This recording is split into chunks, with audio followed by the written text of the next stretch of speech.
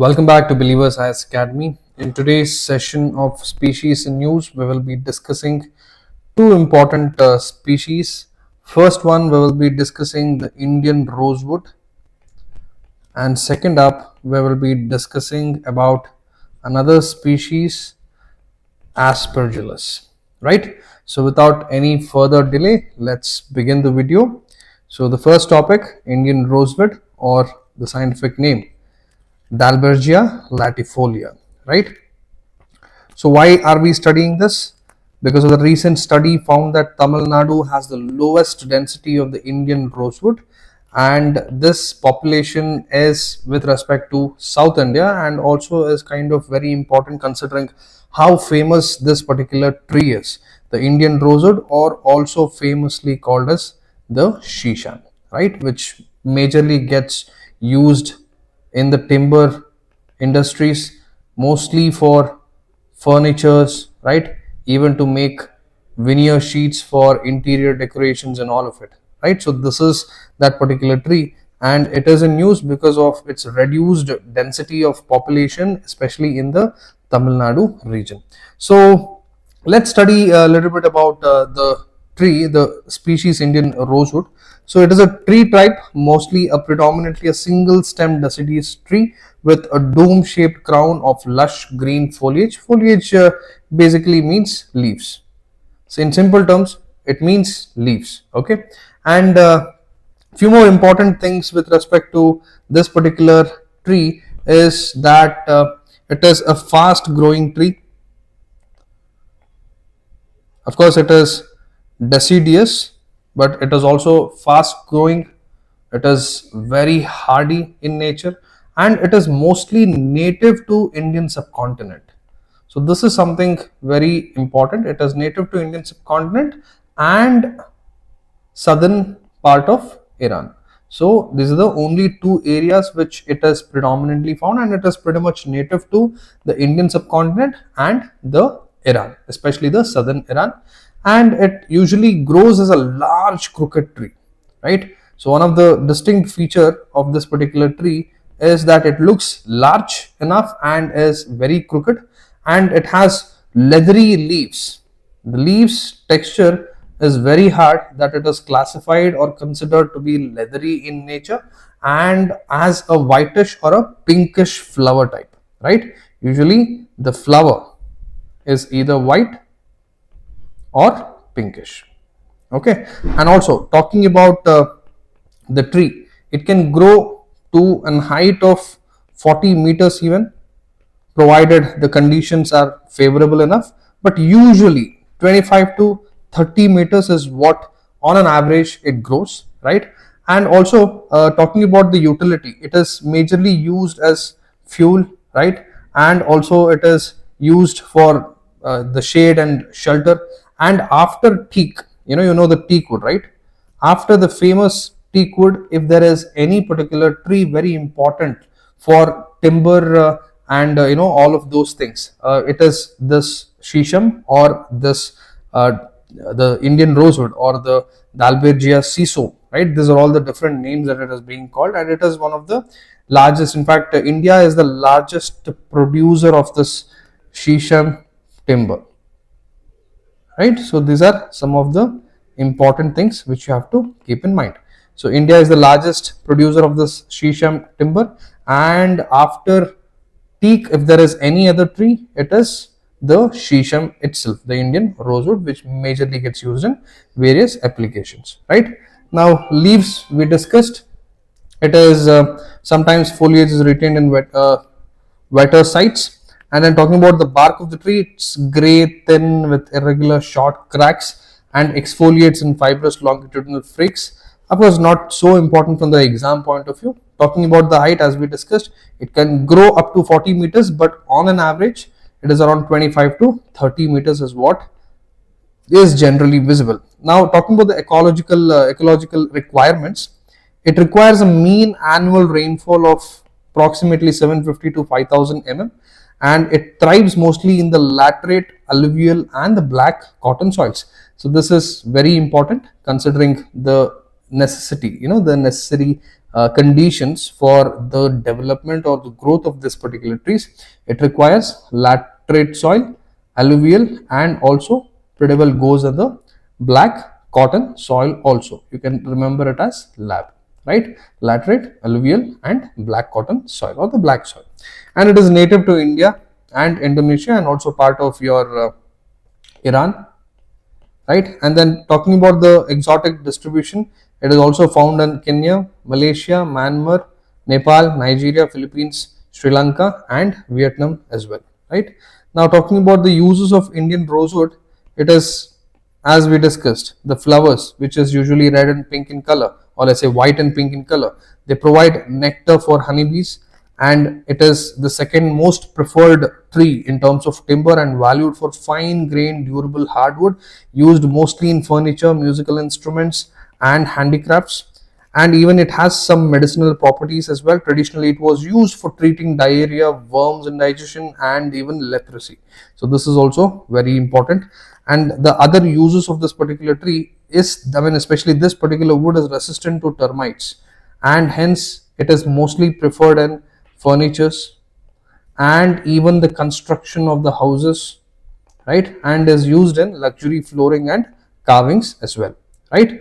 Now talking about the conservation status, due to the over exploitation for timber, it has reduced the population of this particular tree in many regions, and one of the region is Tamil Nadu, why it was in use, and hence it has been included in sites under Appendix 2, which requires regulating, or which has proper regulations in terms of international trade with respect to this particular tree. And of course it is vulnerable to habitat loss due to agriculture and the modern urbanization factors. And also let's know some of the interesting facts of this particular species. It is also known as Indian blackwood in the international timber market, and it is used in making classical guitars and sitars for the rich tonal quality. That is also one important thing. And then belongs to the Fabaceae family, right? Fabaceae family, which includes, basically Fabaceae family, it is a plant family that includes many important food crops like your soya bean. Even this is your Fabaceae family. You have peanuts, right? Part of your Fabaceous family. Beans, peas, chickpeas, right? And also this includes few non-food plants also, like you have your indigo plant, right? And even the famously known tamarind, right? Even some of the ornamental plants like clovers, lupins, right? It all comes under this Fabaceae family, and even this is also a part of the Fabaceae family itself, right? Now let's solve one prelims question with reference to Dalbergia latifolia, or the Indian rosewood. Consider the following statements. Statement 1, it is native only to India and Sri Lanka. 2, it is listed in CITES Appendix 2 due to concerns over exploitation. 3, the wood of Indian rosewood is widely used in making musical instruments. So which of the statements are correct? Now moving on to the next species, Aspergillus.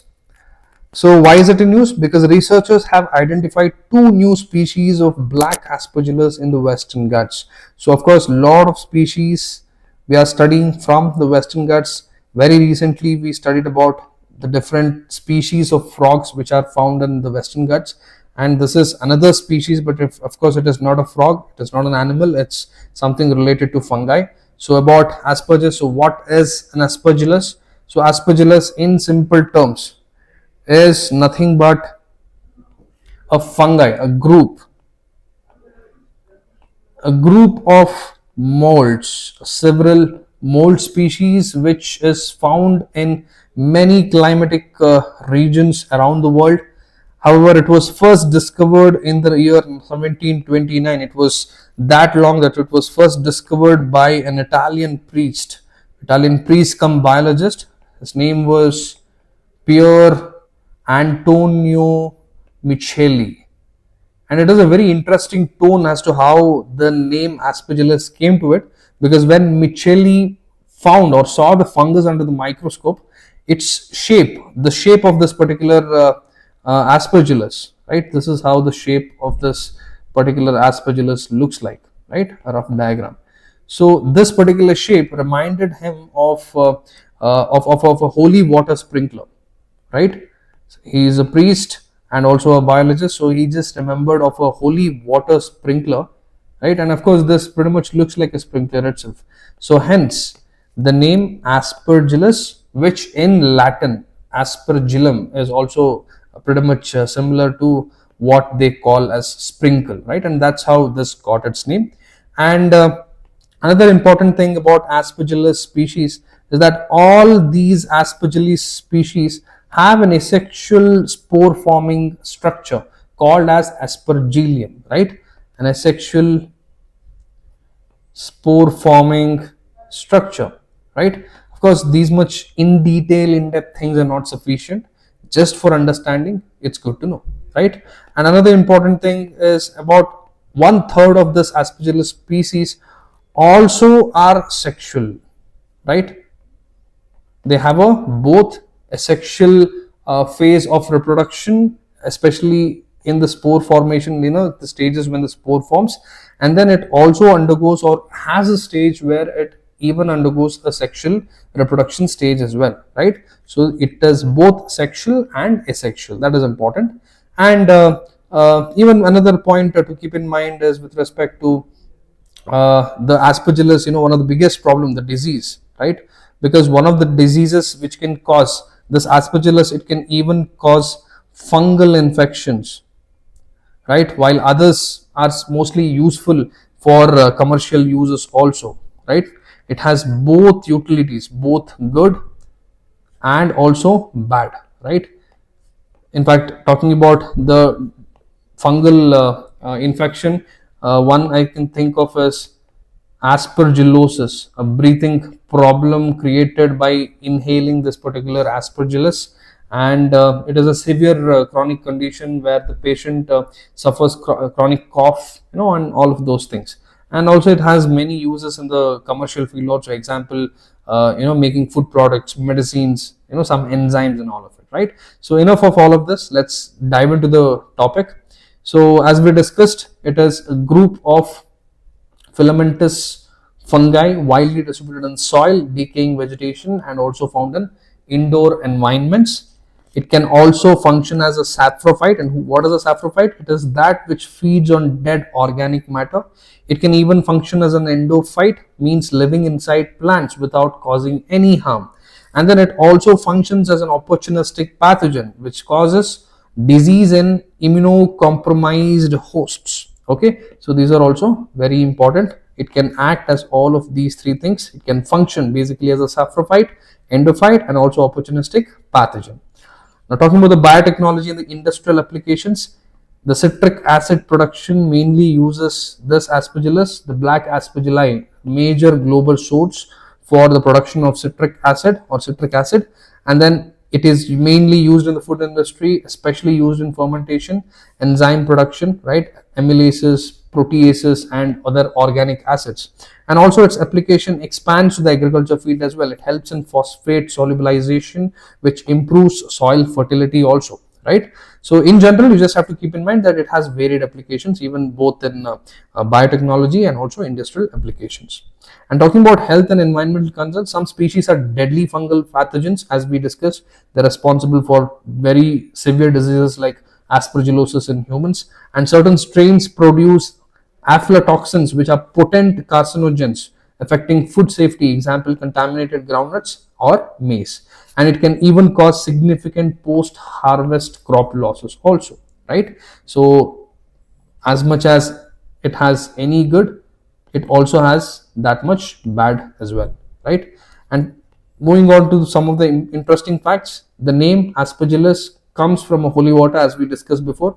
It comes from the holy water sprinkler name, or it was also called as aspergillum, the name of the sprinkler, or let's say the sprinkler in the Latin term is called as aspergillum, and hence because of the introduction or the discovery of this aspergillus was by a priest and a biologist himself, Micheli, right? So hence he gave the name aspergillus, as the spores resemble it under a microscope. And there are over 300 identified species of aspergillus worldwide. And also aspergillus niger is the most common black species and has both industrial uses and also health risks. Well, We'll solve one prelims question and wind up the video. With reference to aspergillus, consider the following statements. Some species of aspergillus are used in the large-scale production of citric acid. Certain strains of aspergillus produce aflatoxins which are carcinogenic. Aspergillus can act only as a pathogen and not as a symbiont. So which of the statement is correct?